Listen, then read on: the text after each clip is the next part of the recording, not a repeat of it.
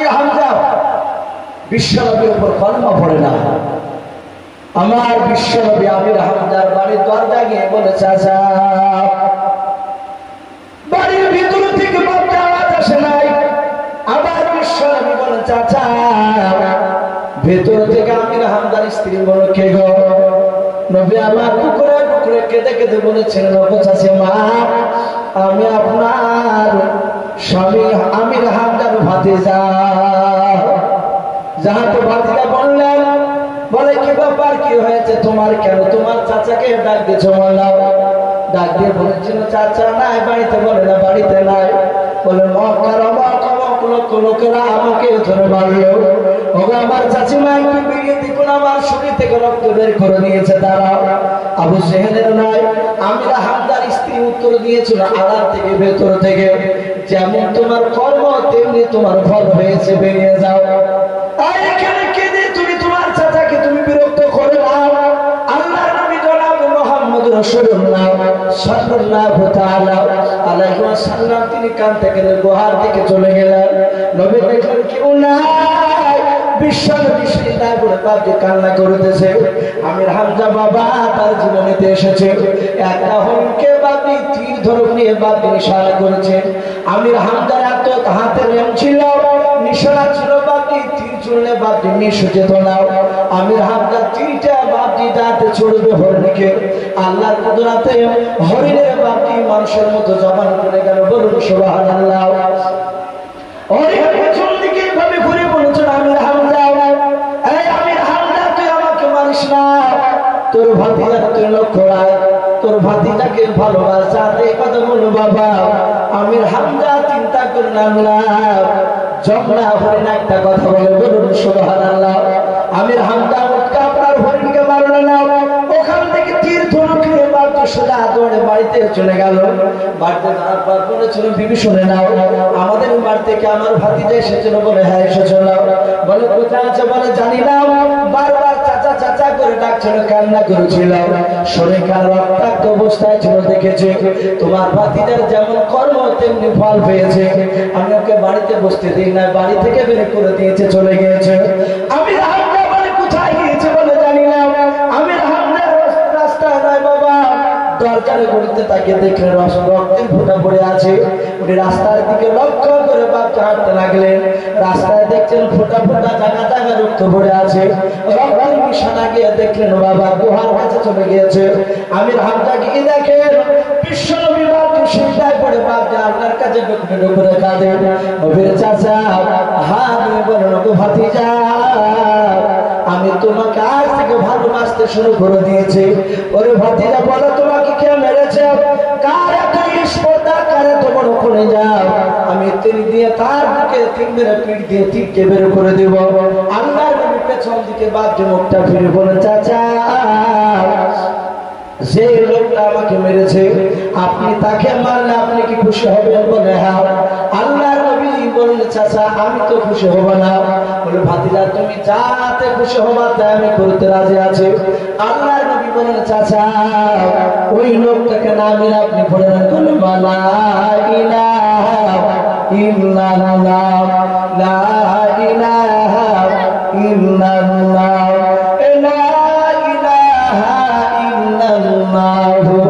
মুহাম্মাদুর রাসূলুল্লাহ সাল্লাল্লাহু তাআলা আলাইহি ওয়াসাল্লাম। এই রাসূলুল্লাহর আপন চাচা আমির হামজা, অথচ বয়সে আমির হামজার চেয়ে মুহাম্মদ সাল্লাল্লাহু আলাইহি ওয়াসাল্লাম অনেক ছোট।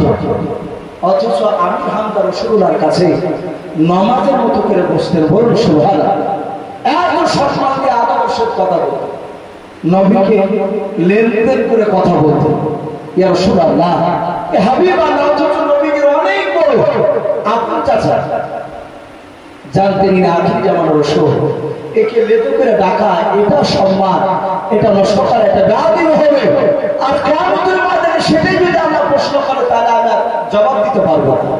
ভাই বলার উদ্দেশ্য, আমার নবী এত কষ্ট পেয়েছিলেন, নবী চাচা ইন্তেকাল করার পরে, অথচ বাপকে রাসূলুল্লাহ কথা অনুযায়ী বাপটি সে চলেনি, তাই সে জানতে বাপটি জান্নাত দিতে পারেনি। আমি আপনাদের সকলকে বলবো, আমার বিশ্বনবীর বাপটির সুন্নাতের উপর আমল করা লাগবে। নবীর সুন্নাতকে মানো, রাসূল যেভাবে চলতে বলছেন সেভাবে চলা লাগবে। আজ বাপটি কিছু মনে করবেন না, আমি একটা নতুন জিনিস দেখেছি এবছর। মসজিদে তাবলীগ গিয়েছে। তাবলীগ আপনাদের এখানে আসেন, বহু জায়গায় তাবলীগ হচ্ছে আলহামদুলিল্লাহ। আবার কিছু জায়গাতে বাপটি তাবলীগ যেতে দেয় না। যে মানুষেরা তাবলীগ যেতে দেয় না খারাপ বলে, তারা জানে যে তাবলীগ চলে আসলে আমাদের এখানে ভণ্ডাম করে যে ইনকাম করি সেটা বন্ধ হয়ে যাবে। এই কারণে বাপটি তাবলীগ ওয়ালাদেরকে খারাপ বলে। তাবলীগ ওয়ালারা খারাপ নয়, কিন্তু এখন কিছু তাবলীগকে দেখতে পাওয়া যাচ্ছে, সবাই নয়, এই কিছু তাবলীগ দেখা যাচ্ছে নবী রাসূলের নাম করে। সেখানে বাপটি আমরা সুন্নাতের উপর আমল বেশি করছি না, খাবার খেতে বসেছি। তো খাবার খেতে বসে একা একা বাপটি বাসন নিয়ে খেয়েছে। আর তাবলীগের খাবারের নিয়ম দেখতে পাবে, এক একটা বাসনে 3 জন 4 জন করে খায়। এটা তাবলীগ খাওয়া। আমি জিজ্ঞাসা করছি, ভাই কি ব্যাপার, আপনাদের বড় খাঞ্চা নাই? আর আমি দেখেছি ভাই, এটা আমার জীবনের কথা বলছি, তাবলীগ আমার ভালোবাসা।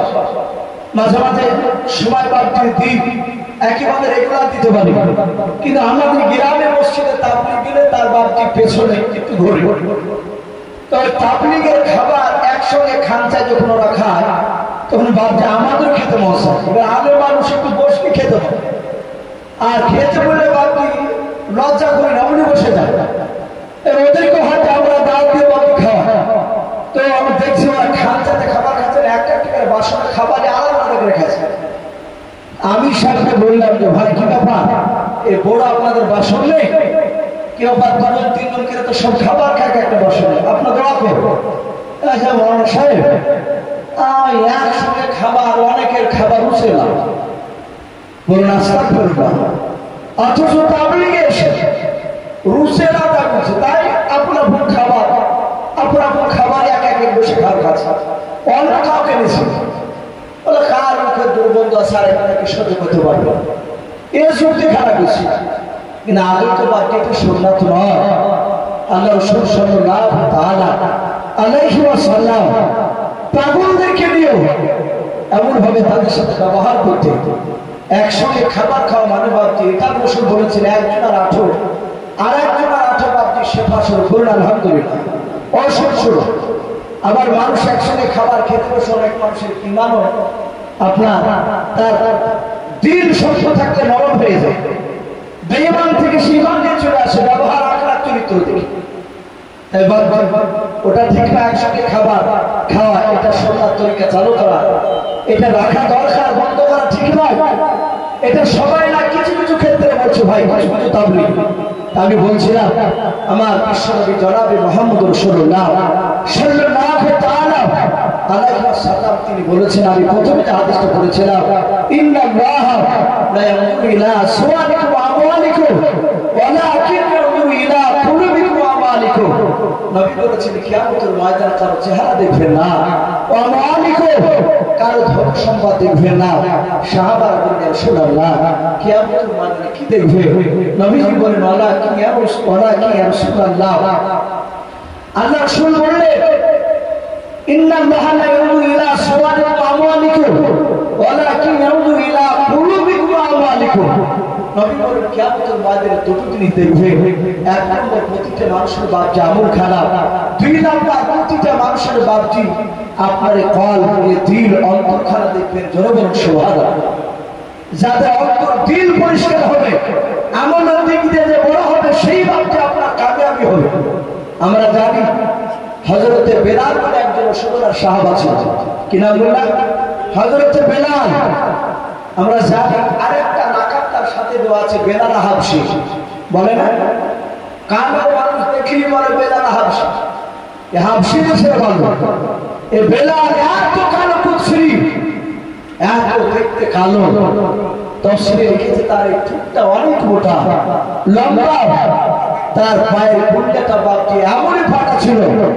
তফসিরকার লিখেছেন এক একটা ছোলার দানা, যাকে আমরা বুট বলি, ওই ফুটোতে আপনার দিলে, পায়ের ফাটাতে দিলে বাপটি ঢুকে যেত, এত ফাটা।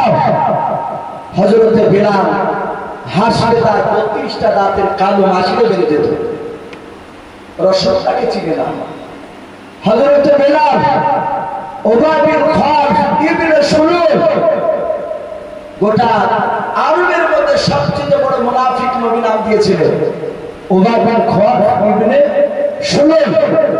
সবচেয়ে বড় মুনাফিক, তার বাড়িতে বাড়তি গোলামতি করতে হযরতে বেলাল।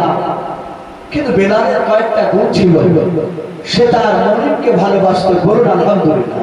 মনিব মানে যার বাড়িতে কাজ করত সে মালিককে মনিব বলা হতো। আর আমরা মনিব বলি কাকে? আল্লাহকে। ওর বাড়ির মালিককে খুব মানত, কার বাড়ির মালিকের কথা খুব মন দিয়ে কাজ করত, ফাঁকি দিত। হযরতে বেলাল এই কথাটা রাসূলুল্লাহর দরবারে আলোচনা হতো। নবী তার নাম শুনেছিলেন কিন্তু নবী বেলালকে দেখেছিলেন না। প্রথমে বেলাল নবীকে দেখেন নাই। হযরতে বেলাল কয়েকটা উট আর দুম্বা দিয়ে বাপটি মরুভূমির ময়দানে চড়াচ্ছিল। খাজুর গাছের ডাল, খাজুরের জায়গা জায়গায় ঘাস, প্রচন্ড গরম। এর যা গরম পড়বে বাপটি আজকে প্রায় মানুষ বুঝতে পেরেছে দিনের পর। এর যে বাপটি কয়েক গুণ বেশি গরম, মক্কার প্রচন্ড গরম। খাজুর গাছের ছায়ার তলে ওই বেলাল দাঁড়িয়ে আছে। সারা পৃথিবীর দরদি নবী জনাবে মুহাম্মদ রাসূলুল্লাহ সাল্লাল্লাহু তাআলা আলাইহি ওয়াসাল্লাম নবী আমার ওই মরুভূমির ময়দান দিয়ে বাপি হেঁটে যাচ্ছিলেন। আল্লাহ রাসূল বাপকে রৌদ্রে হাঁটলেন। নবীর জীবনীতে বাপি পাওয়া যায় মেঘের টুকরা ছায়া করে নবীটিকে বাপকে নিয়ে বেড়াতেন। বলুন সুবহানাল্লাহ। নবী আমার দিক দিয়ে যেতেন, মাথার উপরে মেঘের ছায়া দিত, নবীকে রৌদ্র না লাগে। আল্লাহ রাসূল বাপকে চলে যাচ্ছিলেন। হযরত বেলালের বাপকে নজর করে নবীজির চেহারা থেকে পড়লাম। বেলাল ডাক দিয়ে বলল, যুবক ভাই তুমি দাঁড়িয়ে যাও।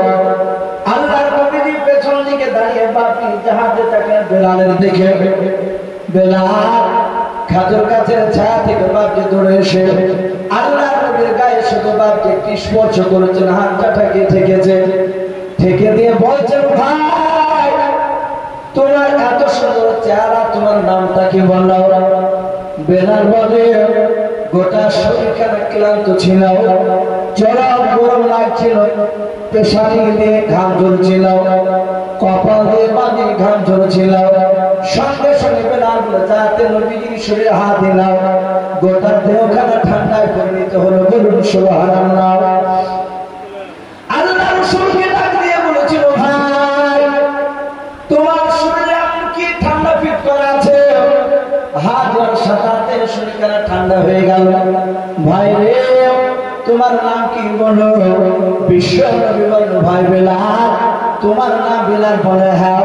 বলে বেলাল আমি তোমার নাম শুনেছি, আমার দরবারে অনেক সাথী ভাই আমার তোমার ব্যাপারে আলোচনা করেছিল। বেলাল আমি আখির জামানার পয়গম্বর জনাবে মুহাম্মদ রাসূলুল্লাহ সাল্লাল্লাহু তাআলা আলাইহি ওয়াসাল্লাম। বলুন সুবহানাল্লাহ। হযরত বেলাল নবীর বাপটির কথা শুনে বাপটি ওই খাটে দাঁড়িয়ে কলেমা পড়ে তিনি মুসলমান হয়ে গেলেন। বেলাল বলে, হুজুর আপনি নবী, আপনাকে নবী বলে মেনে নিলাম, কিন্তু বলুন এই কলেমা পড়ে কি করা লাগবে?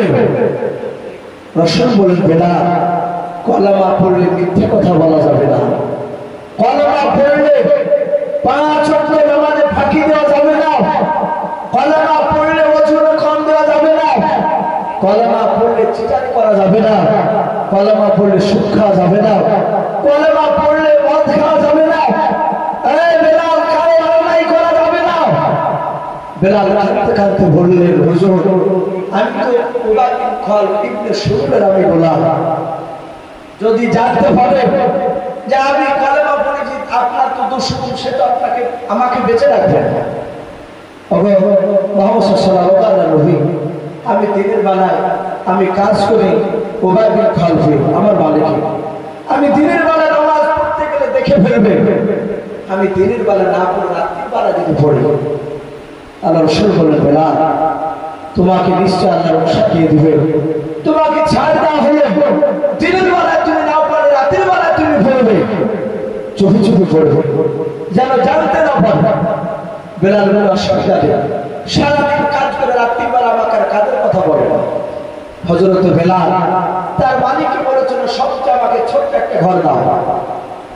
সবচেয়ে কমা ঘরটা বেলালকে দিয়েছিল। বেলাল এভাবে দিনের পর দিন যায়, রাত আসে, আবার রাতকে দিন আসে, এভাবে বেলাল রাত্রিবেলা ইবাদত করে।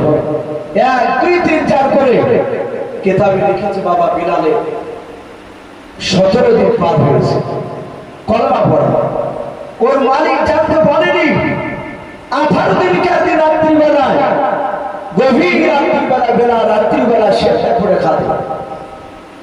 ও আল্লাহ, আমি দিনের বেলা তোমাকে ডাকতে পারি না, রাত্রের বেলায় যারা আমাকে ইবাদত করে জানি না এখানে তাহাজ্জুদ গোজারওয়ালা মানুষ আছে কিনা। এখন তো বাবা রাতে মাস 4টা 5টা গ্রাম মিলে এক একটা লোক তাহাজ্জুদ পাওয়া যায় না। হয়তো 10টা গ্রাম মিলে 2টা একটা পাওয়া যেতে পারে। যারা রাত্রি বেলায় বাবা ইবাদত করে তারা জানে রাত্রি ইবাদতের কত মজা, কত স্বাদ। বেলাল সেজদায় পড়ে কাঁদেন আর বলেন, আল্লাহ দিনের বেলা তোমাকে ডাকতে পারি না, রাতের বেলা মাওলা তোমার সেজদায় পড়ে তোমার কাছে কান্না করেছি। ও আল্লাহ, তুমি আমার ইবাদতকে তুমি কবুল করে নাও। গভীর রাতে কান্না করেছিলেন। বেলালের মালিক এসে বাপি বেলালের কান্না দেখে নিল। হযরত বেলাল রাদিয়াল্লাহু তাআলা আনহু তাকে ধরে ফেলল, বলে, আমার খাবে আমারই করবে, আমার বাড়িতে থেকে আমার দুশমনের আল্লাহকে ডাকবি, এটা ডাকতে দেব না। বেলালকে রাত্রিবেলা বাড়লো। তারপরে বেলাল আবার আবু সুহেলের কাছে পরামর্শ দিল। আবু সুহেল এসে বললে, কে মারো। হযরতে বেলালের পায়ে দড়ি বেঁধে গোটা মক্কা নগরী বাপটি পাহাড়ি এলাকায় উঁচু নিচু জায়গায় টানাটানি করে নিয়ে বেড়াচ্ছে। শুধু তাই নয়, পাথরে ঘোষণ লেগে চামড়া মাংস এমনকি হাড় পর্যন্ত ক্ষয় হয়ে গিয়েছে। আবার উত্তপ্ত বালুর আশিতে বেলালকে শুয়ে দিয়ে কোন কোন মুফাসসির কেরাম লিখেছেন লোহা রডকে আগুন দিয়ে তাকিয়েছিল। লাল করে যে জায়গায় বাপটি রক্ত মাংস ছুটে গিয়েছে, হাড় ক্ষয় হয়ে গেছে, ওই জায়গাটা আবার লোহার গরম করে রডকে চেপে ধরত, পাথরকে গরম করে চেপে ধরত, বলতো, বল বেলাল তোর রসুলকে ছাড়বে কিনা, এক আল্লাহকে ভুলবে কিনা বল। বেলালকে যত সাপ দেয় তত বেলাল মুচকে হাসে, আর আল্লাহর নাম আর তত বেশি ডাকে। বলুন সুবহানাল্লাহ। আল্লাহ বলেছে, আল্লাহ নবী বলেছে, যারা আল্লাহওয়ালা হবে, ইমানদার যারা হবে, তাদেরকে যত অত্যাচার করবে ইমানদারের তত ব্যাপারীতে চার্জ বাড়বে। বলুন সুবহানাল্লাহ। তাদের ইমানের ভোল্টেজ আরো বাড়বে। সম্মানিত ভাই আমার বাবা সাহেব, হযরত বেলাল রাদিয়াল্লাহু তাআলা কিভাবে কষ্ট দিয়েছিল আবু বকর দেখেছে। লাস্ট আবু বকর তার কাছে কিনতে চাইল। উমর বিন খাত্তাব দেখলে লোকটাকে যত মারছি তত আল্লাহ না করছে, আরো লাগছে। আবু সাহেব, ভাই আর 1 ঘন্টা যদি কষ্ট দেওয়া যায় না, আরো আমাদেরই ব্যাপার খারাপ হয়ে যাবে। এ তো আস্তে আস্তে আরো আল্লাহর মহব্বত বেশি বেড়ে যাচ্ছে। তাই ভাই, এই আবু বকর কিনতে চাইছে, ওকে ছেড়ে দাও, ওকে দিয়ে দাও, 50 টাকা দিয়ে বেচে দাও। 200 টাকা শেষ হয়ে তারা হাত দিয়ে কিনে নিয়েছিল, অনেক টাকা। হযরতে বেলাল রাসূলের কাছে আসলে নবীর দরবারে খিদমত করতে করতে বেলাল শুধু বেলাল সাহাবা ছিলেন তা নয়, বেলাল মসজিদে নববীর মুয়াজ্জিন হয়েছিল। বলুন সুবহানাল্লাহ। আযান দেওয়ার দায়িত্ব পেয়েছিলেন। শুধু তাই নয়, আমার নবীর আমি মেরাজে গিয়ে জান্নাতে হাঁটছিলাম, আমার ডান পাশে ছিল হযরতে জিবরিল, নয় বাম পাশে ছিল জিবরিল। আমি ছিলাম জিবরিলের ডান পাশে, আর আমার পেছন দিকে দেখলাম আমি জান্নাতে যতটা রাস্তা হাঁটলাম ততটা রাস্তাতে আমি খেয়াল করে দেখলাম আমার বেলালের পায়ের শব্দ আমার পেছনে শুনতে পাচ্ছিলাম। মনে হচ্ছিল বেলাল আমার সাথে হাতে জান্নাত হাঁটছে। বলুন সুবহানাল্লাহ। অনেক মানুষ আছে দেখে, কিছু মানুষ বয়স্ক লোক জুতে পাই দিয়ে হাঁটে, পা ছেঁচড়ে হাঁটবে, জুতের মাঝখান টেপসা হয়ে যায়, আর পেছন দিক খারাপ হয়ে যায়, আর জুতে ফটাস ফটাস করে শব্দ হয়। গ্রামের জন্য ওই রকম কেউ হাঁটার হাঁটে, লোক আর চেহারা না দেখলেও পেছন দিক থেকে আওয়াজ শুনে বুঝেলে জাবর জাবর আসছে। আমার এসে মিরাজ থেকে ফিরে এসে বল, বেলাল এবং কি আমল করে দুনিয়ায় যে আমলের জন্য তুমি জান্নাতে আমার সাথে হাঁটছিলে। বলুন সুবহানাল্লাহ। বেলালের ভিতরে আমি কোনো আমল করতে পারি না, একটাই আমল করি গোপনে। বলে কি? বলে আপনি বলেছিলেন উঁচু অবস্থায় থাকতে, এখন আমি। তারপরে আপনি বলেছেন উঁচু করা পা 2 রাকাত নামাজ পড়তে, যেটাকে তাহাজ্জুদ ওযু বলে। ওযু করার আমরা এই নামাজটা কখন পড়ি? বেশিরভাগ লোকেরা দেখতে পাওয়া যায় জুম্মার দিন পড়ে না। মসজিদে ঢুকে যাই, অনেকে 2 রাকাত পুরো মসজিদ আর 2 রাকাত তাহাজ্জুদ ওযু নামাজ পড়ে। বাদ বাকি আর অন্য সময় পড়ি না। বেলাল বলছে হজুর যখন আমার ওযু ভেঙে যায়, রাতে দিনে 24 ঘন্টা যখন ওযু ভেঙে যায়, তখন আমি ওযু করে সাদা হাতে আমি 2 রাকাত ওযুর নামাজ পড়ে নি। বলুন আলহামদুলিল্লাহ। নবী বলেন, বেলাল ওই নামাজটা খুব দামি নামাজ, ওই আমলের কারণে বেলাল তুমি আমার সঙ্গে জান্নাতে হাঁটছিলে। এই বেলালের তার দেখেনি আল্লাহ, তার পা দেখেনি, তার দেখেছেন এই ভিতরটায় কলব খারাপ, অন্তর খারাপ। তা আমি প্রতিটা বাপ্তি ভাইদেরকে বলবো, ভাই আমরা একটু আমল করবো। প্রচন্ড গরমে রাত্রি প্রায় 2 ঘন্টা বাপ্তি পার হয়ে গেল। আমি আপনাদের সকলকে বলবো, আমরা ঈশ্বরের সুন্নাতের উপর আমল করবো। বলুন ইনশাআল্লাহ, বলুন ইনশাআল্লাহ। আমার রসুলের সুন্নাতকে আমল করা তখনই হবে। আমরা ভাই কিছু মনে করবেন না, আজ এখন মানুষ আপনার মসজিদে বাপ্তি ঝামেলা শুরু হয়েছে কি নিয়ে? মসজিদে দোয়া নিয়ে। কথা ঠিক না বেশি? অনেক জায়গায় মসজিদে আপনার ইমাম দোয়া করছে, মুসল্লি দোয়া করছে না। ওই মুসল্লি ভাই আমরা ঝামেলা করবো না। সালাম নামাজ নিয়াত করলে নামাজ শুরু হয়ে গেল, সালাম ফিরে নামাজ শেষ হয়ে গেল।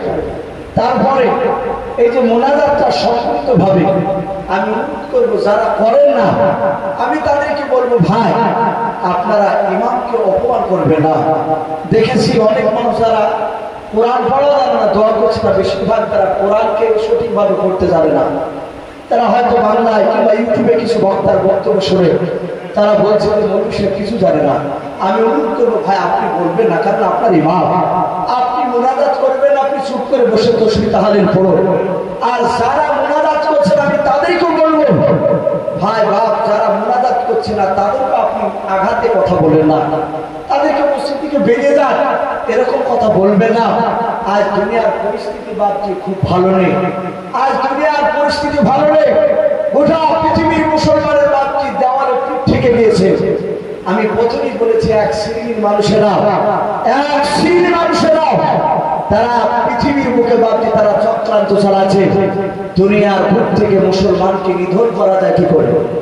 কথা ঠিক না আপনি বলেন? কি করে মুসলমানকে শেষ করা যায়? আজ লক্ষ্য করে দেখেন, ফিলিস্তিনকে আমরা অনেকেই ভুলে যাচ্ছি। এর আগে ফিলিস্তিনে দোয়া করেননি আপনারা? ফিলিস্তিনে অনেকে দোয়া করেছে আমরা। আজ প্রায় মোটামুটি দিন 20 আক্কার কথা বলছি ভাই, দিন 20 আক্কার ফিলিস্তিনে বাপজি একটা বাচ্চা ছেলে নাই, অহরহ বাচ্চাকে নিয়ে যাচ্ছে। নিয়ে যাওয়ার পর তাজা দফাই করে দিচ্ছে, কাউকে আগুন দিয়ে পোড়াচ্ছে, কাউকে বাপজি আপনার হাত কেটে ছিঁড়ে দিচ্ছে, লাফাতে লাফাতে মারা যাচ্ছে, এইভাবে প্রশ্ন দিয়ে মারছে। তো ইসরায়েলকে তো মারছে বাপজি, ওই ইসরায়েলের বাপজি ধরে নিয়ে গিয়ে একটা মুসলমানের বাচ্চাকে ধরে নিয়ে গিয়েছে। তারা যে ক্যাম্প করেছে ইসরায়েলরা, যেসব জায়গাগুলোতে তারা দখল করে আছে, ওই ক্যাম্পে গিয়েছে সেই বাচ্চার বাপ মুসলমান গিয়েছে বাচ্চাটাকে আনার জন্য। সেখানে বাপজি ইসরায়েলের সৈন্যরা বসে বলছে, কি হলো ভাই? তাদের ভাষা তো ফিলিস্তিনি ভাষা। বললে আমার সন্তানকে আপনার এই থানার লোকেরা ধরে নিয়ে এসেছে, যদি আমার সন্তানকে জবাই করে ফেলে, যদি মেরে দেয়, তাহলে আমার তো আর কিছু করার নেই। দয়া করে আমার মৃত সন্তানের লাশটাতে আমি নিজে একটু কমসে কম দাফন কবর করতে পারবো? পুলিশ থানার সে ক্যাম্পের লোক বললো, ইসরায়েলের লোক, তোমার ছেলের বয়স কত? বলে 8 বছর। বলে 8 বছর বয়স? বলে হ্যাঁ। বলে ঘরে আছে, তুমি এখানে বসে। ক্যাম্পের বাপজি বারান্দায় বসতে বললো। লোকটা বলছে আমি বসে আছি, ছেলেটা ঘরে চিন্তা দাঁড়িয়ে আছে। ইসরায়েলের জানোয়াররা হাতে চাকু নিয়ে গিয়ে জিন্দা অবস্থায় 8 বছরের শিশু হাত পাকে ধরে সুন্দর করে বাপজি দড়ি করে বেঁধে দেন, ছুটতে না পারে, লড়াচড়া করতে না পারে, তাকে সহায় করবে না, তাজা অবস্থায় শরীরের মাংসগুলোকে ছাড়াতে লাগলো। গস্ত্রগুলোকে হাত থেকে বাপজি আলাদা করে নিল। তারপর কিছুক্ষণ চিৎকার করতে করতে বাচ্চাটা মারা গেল। ছেলেটা হাড় গালা দিল না, কম্পিউটারে বাপজি 18 কেজি নয় 16 কেজি গোস অজর করে বস্তায় ভরে বলে যা তোর সন্তানের গোস্ত নিয়ে গে, যা কবরীভূত কবর দেবা। এই হচ্ছে বাপজি পরিস্থিতি। আমি অনুরোধ করবো বাপজি, আজ নামাজের দিকে একটু গুরুত্ব দিন। পৃথিবীর বেঈমানদের শক্তি ছাড়া দিয়েছে, এটা আল্লাহ বলেছে। আমার রাস্তা থেকে যখন বান্দারা দূরে সরে যাবে, সে সময় আমি তাদের কম থেকে আমি জালিম বাদশা খাড়া করব, তার জালিম বাদশা খাড়া করে দিয়ে আমি তাদেরকে শায়েস্তা করব। শুরু হয়ে গেছে ভাই। এমন করবো বাপজি, আমরা 5 ওয়াক্ত নামাজ পড়ি।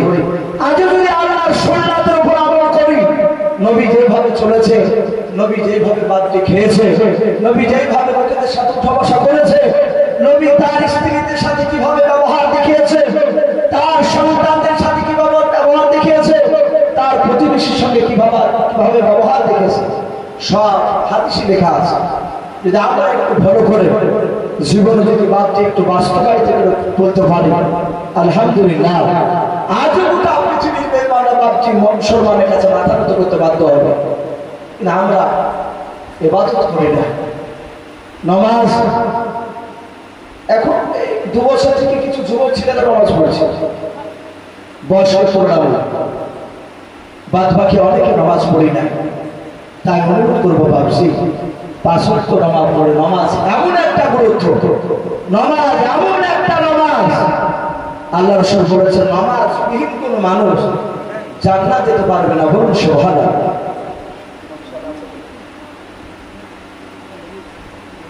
তো ভাই, তো যাই হোক, আমরা এখানে অনেকে আছি, রাত্রে ফেরায় 11টা বাজে 15 পার হতে চলল। আমি সকলকে বলবো বাপজি, এই দোয়ার একটা উদ্দেশ্য জালসা, সেটা হচ্ছে কিছু আল্লাহ ভোলা মানুষেরা, মসজিদ ভোলা মানুষেরা, তারা যেন মসজিদকে চিনতে পারে। আল্লাহ ভোলা মানুষেরা তারা যেন আল্লাহকে চিনতে পারে। তারা যেন নামাজ, যারা পড়ে না তারা যেন নামাজ যেন পড়তে পারে। আমরা পড়বো ইনশাআল্লাহ, বলুন ইনশাআল্লাহ। বাপজি শুধু আপনি নয়, আপনি আমি নামাজ পড়বো, নিজের সন্তানদেরকে বাপজি নামাজ পড়ার কথা বলবো। আমি বলছিলাম, আমরা ও বেরেলিতে বন্দি, আমরা হাত নাভির উপর হাত বাঁধা, নাভির নিচে হাত বাঁধা, হাত ধরে মোনাজাত করা না করা, এ নিয়ে বাপজি আমরা গন্ডগোল করতে যাবো না, এ নিয়ে আমরা তর্ক করতে যাবো না। যে এই ধরনের বাপজি তর্কমূলক কথা বলতে আসলে তাকে বলবেন ভাই এই বিষয়টা চাপা দিয়ে আপনি নরমাল কথা বলুন, কিভাবে রাসূলুল্লাহ সুন্নাতকে মানা যায়। আপনি নামাজ কি করে মানুষ পড়বে তাই বলুন। কারণ ভাই, আজ পৃথিবীতে বাপজি আমরা সত্যি কণ্ঠাসা হতে চলেছি। আমরা সবাই যদি এক কলেমাওয়ালা হয়ে যায়, সে নবীর উপর হাত বাঁধুকা, নবীর নিচে হাত বাঁধুকা, আমাদের কোরআনের বিরুদ্ধে, নবীর বিরুদ্ধে কথা বলে আমরা সবাই যদি এক হয়ে যায়, আমাদের উপর আর আঙুল তুলে কথা বলতে পারবে নাকি?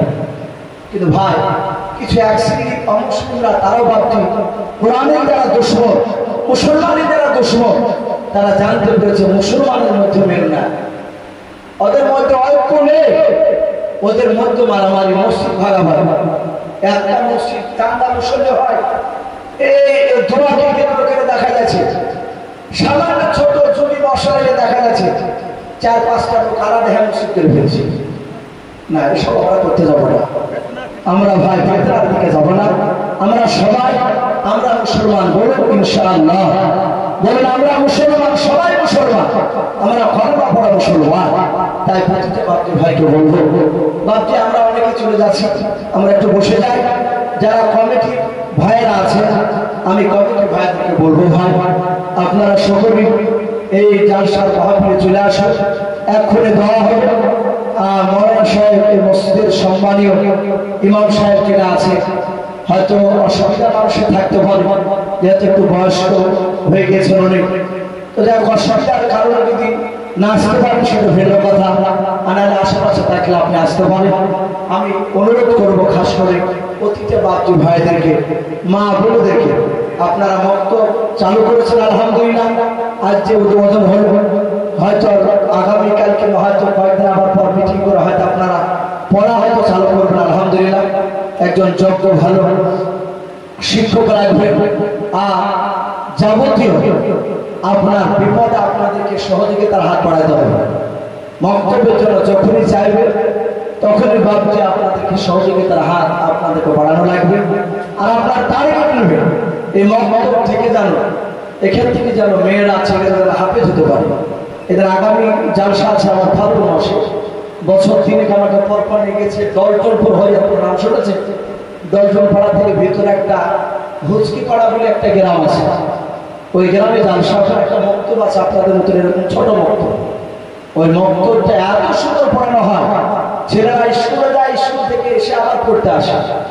কেউ সকালে পড়ে, যাদের প্রাইভেট সকালে নাই তারা আসে, এভাবে পড়ে পড়ে প্রতি বছর বাদকে 3-4 কেরা তারা গ্রাম থেকে মক্তব থেকে তারা হাফেজ হয়েছে। বলুন আলহামদুলিল্লাহ। এই চেষ্টা করে আপনাদের এখান থেকে হবে ইনশাআল্লাহ। আপনারা টার্গেটে রাখবেন এখান থেকে যেন ছেলেরা কোরআন শিখে যেন তারা কোরআন মুখস্থ করে হাফেজ হয়ে নামাজের যাবতীয় যার আগে মশলা যেন এখান থেকে শিখে যেন বের হতে পারে। বলুন আল্লাহু আকবার, আল্লাহু আকবার। ভাই আমি আপনাদের সকলকে বলবো, আমি বেশ কিছু কথা আপনাদের সামনে অনেক কথা আলোচনা করেছি, বলার মধ্যে ভাষা যদি ভুল হলে আপনার সকলে ছোট ভাই বা ছোট ছোট শুধু ক্ষমা করবেন। আল্লাহ বলার এবং সোদাকে যেন আল্লাহ আপনারা কবুল করুন। বলুন আল্লাহু আকবার, আল্লাহু আকবার। ভাই আমরা যারা এখানে আছি সবাই মিলে আমরা সকলে একবার দরুদ ইব্রাহিমকে পড়ে নিই। আল্লাহুম্মা সাল্লি আলা মুহাম্মাদিন ওয়া আলা আলি মুহাম্মাদ কামা সাল্লাইতা আলা ইব্রাহিম ওয়া আলা আলি ইব্রাহিম ইন্নাকা হামিদুম মাজিদ। আল্লাহুম্মা বারিক আলা মুহাম্মাদিন ওয়া আলা আলি মুহাম্মাদ কামা বারাকতা আলা ইব্রাহিম ওয়া আলা আলি ইব্রাহিম ইন্নাকা হামিদুম মাজিদ। সাল্লাল্লাহু তাআলা আলাইহি ওয়াসাল্লাম। ভাই আমরা যেহেতু দোয়ার জন্য বাপজি অনেকে বসে আছি, আমরা সকলে একবার যেটা প্রচলন যে আমরা তওবাটা প্রায় মানুষে জানি, একবার পড়ে নিয়ে আস্তাগফিরুল্লাহ রাব্বি মিন কুল্লি যামবি ওয়া আতুবু ইলাইহি, আস্তাগফিরুল্লাহ রাব্বি মিন কুল্লি যামবি ওয়া আতুবু ইলাইহি লা হাওলা ওয়ালা কুওয়াতা ইল্লা বিল্লাহি আলিয়্যিল আযীম। ভাই এক্ষুনি দেওয়া হবে। আমরা যে অবস্থা আছি আমরা সকলে বাপজিকে হাত তুলে দেওয়া হবে। আল্লাহুম্মা আমিন। আলহামদুলিল্লাহি রাব্বিল আলামিন ওয়াল আকিবাতু লিল মুত্তাকিন ওয়াসসালাতু ওয়াসসালামু আলা রাসূলিল আমিন ওয়াসসালাতু ওয়াসসালামু আলা সাইয়্যিদিল মুরসালিন। ربنا ظلمنا أنفسنا وإن لم تغفر لنا وترحمنا لنكونن من الخاسرين। আয় আল্লাহ মওলা করিম, আল্লাহ প্রায় 11:30 বাজতে চললো রে মওলা। আয় আল্লাহ তোমার বান্দা বান্দীদেরকে সামনে বসে রাখো। আল্লাহ কোরআন হাদিসের অনুকূলে বেশ কিছু কথা আলোচনা করেছিলেন মওলা, আলোচনা করতে গিয়ে যদি ভুল হয়ে যায় ক্ষমা করে দিয়ে মওলা, তুমি আমাদের ভুলকে আল্লাহ ক্ষমা করে দিয়ে মওলা করিম তুমি কবুল করে নাও। আল্লাহ তুমি আমাদের আলোচনা কবুল করে নাও। আল্লাহ আমরা সকলেই গুনাহগার খাকসার নাদান বান্দা। আল্লাহ দিনের আলো রাতের অন্ধকার মওলা, সগীরা কবিরা জানা অজানা জাহিল বাতিল যাবতীয় গুনাহ করে ফেলেছি। আয় আল্লাহ তুমি দয়া মেহেরবান করে আমাদের সকলের জীবনের যাবতীয় গুনাহগুলো তুমি মাফ করে দাও। আগে রব্বুল আলামিন আল্লাহ দেখো তোমার বান্দা বান্দীরা আমিন আমিন করতেছেন মাওলা। রব্বুল আলামিন দেখে এখানে অনেক তোমার বান্দারা অনেক তোমার বান্দীরা রয়েছে, কারো আব্বা নাই কারো মা নাই। ওগো আল্লাহ যাদের আব্বা মা নাই মাওলা তুমি তাদের বাপ মার কবরে আযাবগুলো তুমি মাফ করে দাও। আল্লাহ আমাদের যাদের বাপ মা বেঁচে রয়েছে তুমি আমাদের বাপ মার খিদমত করা তুমি আমাদের তৌফিক করে দাও।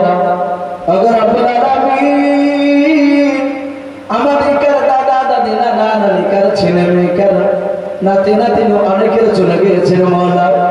তুমি আমাদের সকলের জীবনের আল্লাহ সকলের আত্মীয়-স্বজন কবরে আযাবগুলো তুমি মাফ করে দাও। ওগো রব্বুল আলামিন এই গোলামীপুর গ্রামের পবিত্র জুম্মা মসজিদকেও তুমি কবুল করে নাও। আল্লাহ মসজিদের ইমাম সাহেবকে তুমি কবুল করে নাও। আল্লাহ খাস করে মাওলাকে নিয়ে নতুন যে মাওলা এই গ্রামের মানুষেরা আল্লাহ আলোচনা করে মাওলাকে একটি মক্তব শুরু করতে চলেছে মাওলা।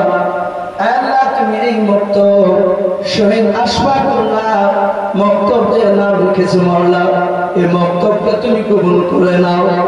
আল্লাহ মক্তবে যে সব ছেলে মেয়েরা আল্লাহ যারা বিসমিল্লাহ বলে পড়তে আসবে আল্লাহ সকলকে তুমি দিনদার মুত্তাকিন হিসেবে তুমি কবুল করে নাও। সকলকে মাওলায়ে কারীম দিনে আল্লাহ যোগ্য আলেম হিসেবে তুমি তাদের কবুল করে নিও। আল্লাহ এই গ্রামের যত মাওলায়ে কারীম ছোট বড় বান্দা বান্দি দুনিয়ার বুক থেকে বিদায় নিয়ে চলে গিয়েছে সকল মায়েদের কবরে আযাবগুলো তুমি মাফ করে দাও। আল্লাহ শুনলাম এই গ্রামে অনেকগুলো হাফেজ সাহেব রয়েছে, সব হাফেজ সাহেবগুলোকে তুমি কবুল করে নাও। আল্লাহ তুমি তাদেরকে দিনের দায়ী বানিয়ে নাও। আল্লাহ মাওলায়ে কারীম তুমি আমাদের সকলকে মাওলা আল্লাহ 5 ওয়াক্ত নামাজ পড়া তুমি তৌফিক করে দাও। আল্লাহ রব্বুল আলামিন এই গ্রামের প্রতিটা বাড়িতে রোগের আজকে তুমি বরকত দাও। এই গ্রাম থেকে আসমানে বাড়া জমিনে বাড়া তুমি দূর করে দাও। আল্লাহ খাস করে মাওলায়ে কারীম সারা বিশ্বের মুসলমানকে তুমি হেফাজত করো। আল্লাহ সারা বিশ্বের মুসলমানকে তুমি হেফাজত করো, সারা বিশ্বের মাদ্রাসা মসজিদকে তুমি হেফাজত করো। আল্লাহ আমাদের দেশে মাওলায়ে কারীম শুধু নয় সারা পৃথিবীতে ওমর ফারুক রাদিয়াল্লাহু তাআলা আনহুর মতো তুমি নেতা আল্লাহ তুমি তৈরি করে দাও। আল্লাহ খাস করে মাওলায়ে কারীম আল্লাহ এই গ্রামে মাওলায়ে কারীম আল্লাহ আসমানে বাড়া জমিনে বাড়া তুমি দূর করে দাও। এই গ্রামকে যত বিপদ থেকে হেফাজত করো। আমার বাপজি ভাইরা আমিন আমিন করেছিল মাওলা, সকল বাপজি ভাইদের ঈমানটা হযরত আবু বকর সিদ্দিক রাদিয়াল্লাহু তাআলা আনহুর মতো ঈমান বানিয়ে দাও। মা বোনেরা পর্দার আড়াল থেকে আমিন আমিন করেছিল মাওলা, সকল মা বোনের ঈমানটা হযরত মা ফাতেমা জোহরা রাদিয়াল্লাহু তাআলা আনহার মতো ঈমান বানিয়ে নাও। আল্লাহ আল্লাহ এই জালসার মাহফিল এই দুয়ার মজলিস যারা পরিশ্রম করে করেছে মাওলা, কেউ টাকা দিয়ে কেউ শ্রম দিয়ে কেউ বুদ্ধি দিয়ে আল্লাহ তুমি তাদেরকে দিনদার পরস্কার হিসেবে তুমি কবুল করে নাও। আলে গ্রামের যুবক ছেলেরা আগামী দিনেও যেন তারা এভাবে আল্লাহ তোমার রাসূলুল্লাহ দ্বীনের কথা আলোচনা করতে পারে, সেই যেন মাহফিল তৈরি করতে পারে সে তৌফিক করে দাও। আল্লাহ এই দিনের মাহফিলটাকে মাওলা জালসাটাকে আল্লাহ তুমি দিনের জারিয়া হিসেবে তুমি কবুল করে নাও।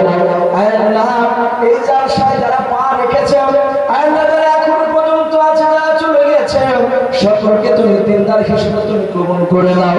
এই দোয়াটুকু নবীর ওসিলায় তুমি কবুল করে নাও।